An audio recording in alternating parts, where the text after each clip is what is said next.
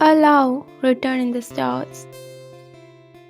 Part 1. The Meeting. It was the middle of summer in Delhi when the air shimmered with the heat and the city buzzed with the endless doubt. Aarya hated the noise, the rush, the constant deadline at her new job. She was fresh out of university, ambitious, but often felt lost in the crowded corporate jungle. One evening, exhausted, she missed her usual bus. The next wouldn't come for another half hour. As she sat on the bench scrolling through her phone, she heard someone singing softly. Looking up, she noticed a young man, guitar in hand, playing a tune under the shade of a neem tree. His name was Kabir. He wasn't performing for money, just for himself. But there was something in the way he sang, with closed eyes and a quiet smile that made the world around him fade. For the first time in weeks, Ananya forgot her stress. She clapped softly when he finished, surprising him. "You were listening?" he asked, embraced. "You were worth listening to," she replied, surprising herself. That was their beginning. Part 2. Growing older. The missed bus became routine. Aarya often left the office later than usual, just to find Kabir at his spot. They did talk between his songs about books, childhood memories, and their dreams. Kabir wasn't rich. He worked at a small bookstore during the day, writing songs at night, but he had a way of seeing beauty in simple things. The pattern of raindrops on glass, the smell of fresh bread from a bakery, the laughter of the children chasing a kite. Aarya, with her restless ambition, found his simplicity grounding.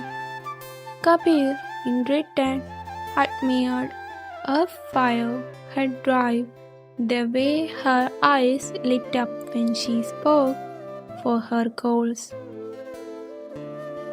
One evening, she confessed, "Sometimes I feel like I'm chasing something, but I don't even know what." Kabir smiled. "Then maybe stop chasing, let it come to you." She laughed. "And what if it never does?" "Then," he said softly, looking straight at her, "maybe it's already here."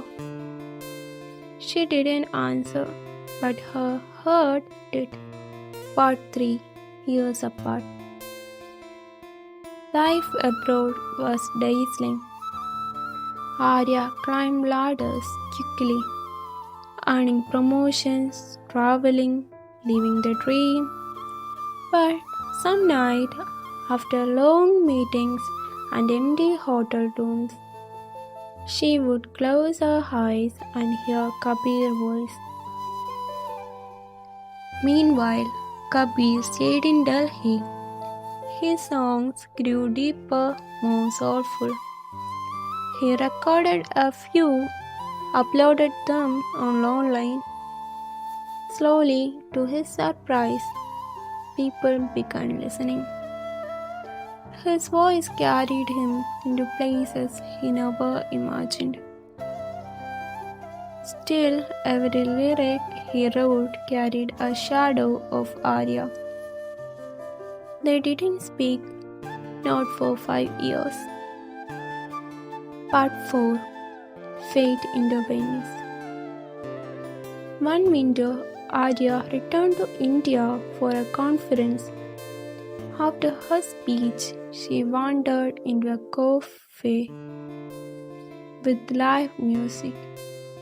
She wasn't paying attention until a familiar voice filled the room.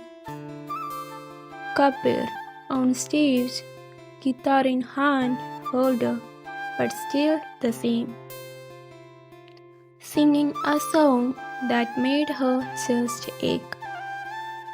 The lyrics spoke of waiting, of a love that had gone but never truly left. Their eyes met across the crowded room. Time shattered. The cafe, the people, the noise all disappeared. When she finished, she approached, her hands trembling. Still singing under trees, she asked softly, tears in her eyes. He smiled, equally shaken. Still missing buses? And just like that, the years dissolved.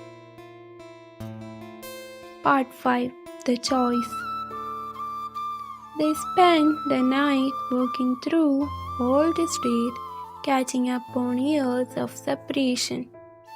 The laughter returned easily, but so did the unspoken question. Do you ever regret leaving? Kabir asked quietly. Aarya hesitated. I regret not telling you how I felt every day. Kabir's eyes listened. Then tell me now. She took a deep breath, her voice breaking. I loved you then, Kabir. I love you now. I think I always will. For a long moment, he said nothing. Then, softly, I waited for these words for 5 years. Part 6. Written in the Stars.